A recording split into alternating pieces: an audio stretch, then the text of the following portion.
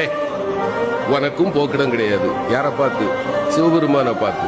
உனக்கும் போக்கிடம் கிடையாது, எனக்கும் போக்கிடம் கிடையாது. இங்கதானே இருக்க போறோம், சாப்பிட்டுக்கிட்டு சொல்லுப்பா. இல்லையா, நான் சொல்லியே ஆகணும்.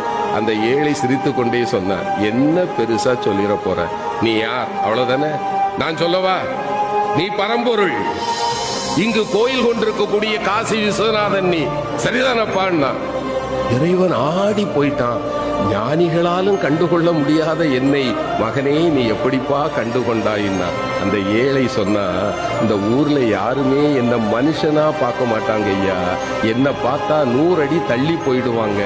ஆனால் என்னைக்கு சமமாக அமர்ந்து அழுகி போன என் கையில் இருக்கிற உணவை கூட உண்பதற்கு ஒருவன் கையேந்துவான் என்றால், என் கருணை கடலே, உன்னை தவிர வேறு யாரால் ஐயா இது முடியும்? நீ என் முன்னே வந்து அமர்ந்த போதே நான் கண்டுகொண்டேன். நீ